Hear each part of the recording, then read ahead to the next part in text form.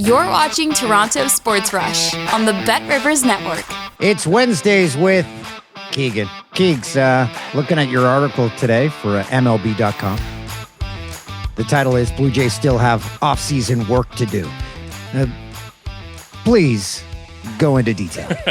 There's still some left beyond the fun of Bichette, Kyle Tucker. And this is the part of the offseason that might not be as fun or as flashy for a lot of people. But there's still so much of a market left, Dan. We talked about this last week that beyond Tucker, Bichette, beyond Ranger Suarez, some of these big pitchers, still a ton of guys out there. And over the next, every time I look down at the calendar date, I get scared. Over the next 18 to 20 days before pitchers and catchers report, you are going to see a lot of deals happen. And you're going to see a lot of deals happen that might be a little more team-friendly because guys want to get into camp. You're talking about one-year deals. You're talking about players trying to reestablish themselves on one-year contracts where you might take a little bit less. The Blue Jays still have some work to do. And the usual areas persist, Dan. You want to add to the bullpen as much as you can. You want to add to the infield group. I don't know if they love Leo Jimenez as that next option in the infield. Maybe they look for a veteran there. But the area, Dan, that keeps standing out to me is long-term, looking at an outfielder. And the Blue Jays, I mean, every front office is the same. They look the same. They talk the same. They dress the same. It's just kind of how baseball has gone. But if the Blue Jays have one really defining factor, it's how eager they are to get a year ahead on business. And they've done that over and over. Jimenez sliding in at shortstop, it's not an accident he was here. The pitching deals they've made to get ahead of Gausman and Bassett and others expiring, this is on purpose. And when I look to the outfield, Dan, after this season, Daulton Varsho, if he's not extended, is a free agent. George Springer is a free agent. Anthony Santander, I don't want to see in the outfield much, probably more of a DH down the road. You've got Nathan Lucas, Miles Straw with an option, Joey Loperfido, Davis Schneider. You have some prospects coming up. But long-term, there's not a star in that outfield. And even if a couple of these names I'm mentioning, Dan, develop into regulars, you need stars. There's three guys in the outfield. Breaking analytics here. You can't just have big leaguers out there. You need some star power. And the Jays have had to go external to find that for years and years and years now. I still think they need to do that. Now, Bellinger at the top of the market's the easy one to draw to. I don't get the sense so far that there's overwhelming interest there. I still feel like the Yankees just end up with him. But if there is a trade to be found, Dan, I expect the outfield. And I don't mean that as a, hurry up and aggregate me type of thing. But I really think that an important part of my job is admitting that we're usually surprised by the moves that happen, like Andres Jimenez. And despite all of the fluff and the BS that's out there, you're typically hit with a trade that is harder to predict. And if the Jays are going to find anything, I think the outfield makes the most sense, which is about beyond this season. Even though the whole league is kind of uncertain beyond this year, I think the Jays and their outfield, they've got to have something there. It doesn't feel like it's finished. But why go looking if you have that, and you mentioned in your article, that Kevin Pillar type player, and that is Daulton Varsho. He is not a big name player outside of the Toronto Blue Jays, but he has become that highlight reel type player. So do you see an extension happening during the season? Really interested about him because the Blue Jays love Daulton Varsho. Like however much you think they love Daulton Varsho, multiply it and keep multiplying it. Like he is quintessential to their identity as a team. The locker room loves him. The coaching staff loves him. The front office loves him. There's a reason they gave up Gabriel Moreno. And I know that trade, when it happened, got so dumbed down just by loud stupidity, really. Like it's there was not much middle ground in that discussion at the time. Gabby Moreno is a fantastic catcher. I'm going to enjoy watching him for a long time. But Varsho has been great in Toronto when he's been healthy. He is one of the most interesting extension cases in Major League Baseball for me, Dan, because when you look at last year, his power, like pound for pound, Daulton Varsho is, outside of Vladdy, one of the most powerful hitters in the organization. It doesn't show up every single time, but this guy is just built. and strong as hell. Like if the Blue Jays had like a Olympic wrestling tournament, Varsho would win. I promise you, he would. And last year you see 71 games, 20 home runs. You know, he's always had more power than that peak season of 27 with the D-backs. So if you are Varsho, you're looking at this and thinking, well, maybe I hit 32 this year and I can hit the market as one of the best outfield defenders in baseball and a power bat. That's pretty cool. That's pretty fun to do. But if you're the Blue Jays, you've got to look at this and saying, how much do we know him at this point? And I think they do. You have to bake in the risk for injury, which has been very real with Daulton. And some of that is just crap luck. It's always going to be the case. Some of it is the fact, you have to factor in, that he is running into walls, diving on the turf, playing on the turf, which, while less of a factor now, Dan, is still not soft grass. You've got to factor that in. And if you're the Blue Jays, like I'm trying to think of what would make sense to offer Daulton Varsho right now at this point in his career. Well, then none of the numbers make sense right now. They don't. He's 29. He'll turn 30 mid-season. Man, what are you looking at each season? Are you looking at 20? Or it's a really hard one to pinpoint. Just like if Andres Jimenez hit the open market right now, somebody with one elite skill, there's going to be certain organizations that just don't value it as much. This is a case, Dan, where I think that an extension makes a bit of sense, exactly like Alejandro Kirk, because the Blue Jays, more than most teams, value what he does at an elite level. Like the Blue Jays love Alejandro Kirk for his defense, his blocking, his framing, the subtle things he does behind the plate, and his contact ability, which fit the Blue Jays specifically. I know they fit everyone, but they can fit certain teams better, and they fit the Blue Jays. What Daulton Varsho brings, on top of that being a left-handed bat, which matters, it fits the Blue Jays better than most teams. So I'm really interested to see how this goes in spring training. And Dan, this would be the easy way to take care of it. The question is, do you want Daulton Varsho for 5 or 6 years? Is his body going to hold up when he's 34, 35, 36? We saw that with Kevin Kiermaier and how he ran into some problems, his back, some other things, his hip, as he got a bit older, as a defender who spent his career crashing into stuff. We'll see, but if there's a way to make that work, I mean, that takes care of this entire conversation.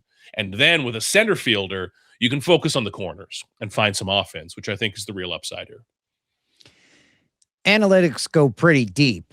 And I bet if there's an analytics for combined height of home runs, Varsho leads the league because he hits the most line drive home runs of the players who have hit over 20. He does. His power is amazing. Like he's the type of guy that if I still played MLB The Show, I bet I could hit 60 with. You know, like his raw, real power is huge. Like I see him in spring training. I see him in batting practice every day. And Daulton Varsho, his natural swing, and I like this about Daulton, his natural swing results in pop-ups, and he knows that. The way that he swings the bat leads to him hitting pop flies on the infield.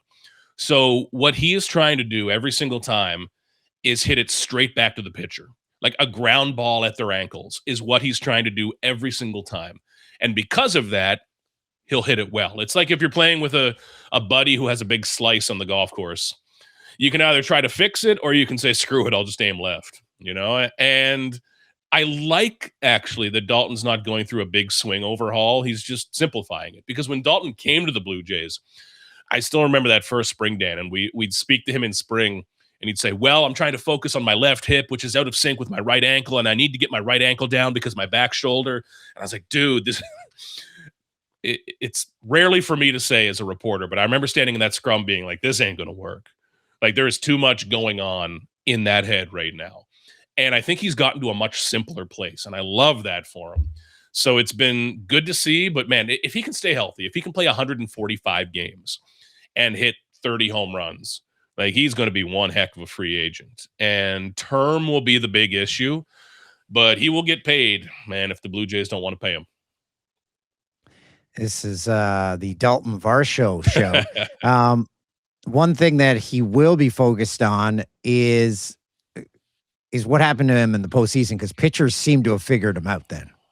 Yeah, pitchers do attack Varsho in a pretty specific way, given that swing, given the uppercut, given what he can be exposed to, especially with that pop fly tendency that he has. And I mean, goodness, we think to the big at-bats he had in the ninth, late in game 7.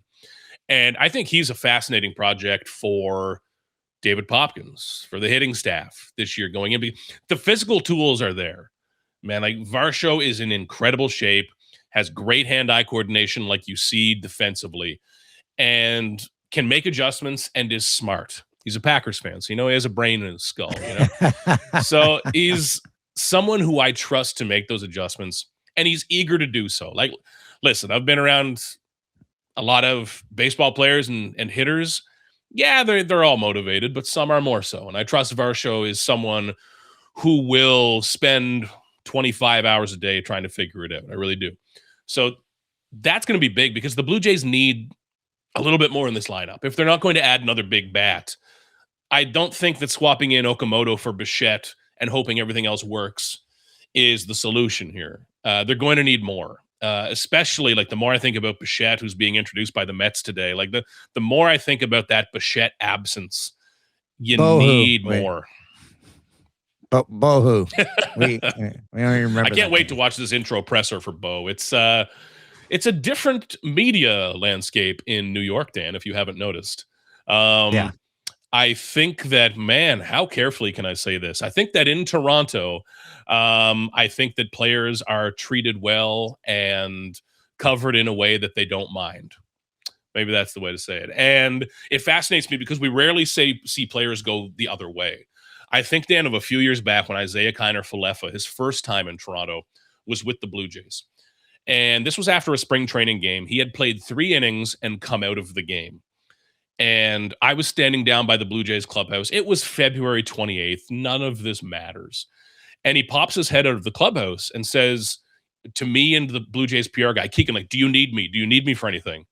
I looked at him. I was like, dude, go home. Like, but he had just played for the Yankees. And in New York, if you were to come out of that game and blow past everyone and leave, you might be a headline. You might be a back page. But I remember that moment, like, what the hell are you talking about, Isaiah? Like, go to the beach, man. It's February. Mm-hmm. Going the other way in that is interesting because if you have a cold streak for a month and the Mets lose, you are on the back page of the New York Post. And with the first name Bo, they can do a lot of things with that, So it's much different from the very friendly coverage that players receive in Toronto. I think Bo's built for that. I don't think he'll care much, quite frankly, but I'm interested to see how he deals with that. Because I don't expect it to go poorly by any means, but I'm just fascinated by the change that will make in his life. And New York's a place, especially with the Mets and the expectations and the money being spent there. You got to play. You got to win in New York right now because things have not been going well for the Mets. And I'm excited to see Bo be part of that, man. I hope he does well. The coming season's an interesting one for George Springer. And it's a subject I don't know if you broach with the player, but is this his riding off into the sunset season, or is it something he still has yet to determine if he's still got gas in the tank? I will ask George that on, let's say, day 3 of spring training. I'll let him settle in and, figure out where his locker is first. And he will dance around my question, and I will respect that and carry on. But I'm interested to see how that goes because last year represented a new phase of George Springer's career. And if you can ease into being a DH who at least takes his glove to the ballpark in case you need to play the outfield once a week, you can get another couple of years out of that. That said, it's a matter of, do you want to? How does your body feel? I know George Springer's body at the end of last season did not feel good. You look at Springer and his career earnings after next year will be up close to $200 million. How much is too much? How much is enough? Not for me to say because I live slightly below that. That buys a lot of Crocs. But George is, if he was still trying to play the outfield every day and still battling against that, still hurt, still hitting 220 with a 700 OPS, I'd say, you know what? This might be it. But I think, and I hope for him, because he really seemed to kind of find that joy for baseball again last year. I think there may be more beyond this for George. And if he can find a place where he's DHing, plays the outfield once or twice a week, where he's still good, he's still solid, you're not throwing a clunker out there to run around, I think he can keep this rolling. And especially given his experience, given his ability to hit in big moments like we saw last year, Game 7 of the ALCS, fascinated to see where that goes. Now, whether it's in Toronto or not, I don't know. We'll see. He's one, Dan, where I hope that a potential work disruption next year with the CBA does not get in the way of that. I hope that however George decides, he can do it on his terms. But there's a spark there, man. And I'm interested to see this spring training for him. I was thinking about his last spring again just the other day when he looked terrible in spring, just like he had looked pretty slow, pretty out of steam the year before. And in the middle of February last year, middle of March, it looked bad. And he discovered something. So we'll see if he can keep that momentum going. But God, the Jays, they don't need another 950 OPS and 35 homers, but they need him to keep this going. Like, they cannot have him regress, which is risky. I say this with certainty. The day he does hang him up, he will become a manager. 2 players, names circulating, and the Jays are in the vicinity. Framber Valdez? That's out there? Yeah, I don't see it. But okay. Framber is maybe the Orioles would make a ton of sense for Framber. And the Blue Jays' interest, or at least contact, was back earlier in the offseason, before Cease, I understand. So I don't think there's too much to that right now. But the fact that Framber Valdez is still out there right now kind of is indicative of where this market's at. Yeah, he's 32. Yeah, there was that weird thing last year where was he screwing with his catcher and throwing the wrong pitch? I don't know. But you're looking at a guy, Dan, who over his past, like I just have his stat page up right now, over his past 6 seasons has a 3.23 ERA. His last 4 years, he's averaged 185 plus innings.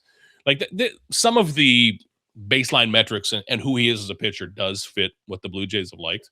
But some team that needs to spend on pitching is going to be happy with him. He's not going to dominate and be your ace, but you're going to be really happy with what he brings, as long as he has a good relationship with his catcher, I guess. But that's an interesting one.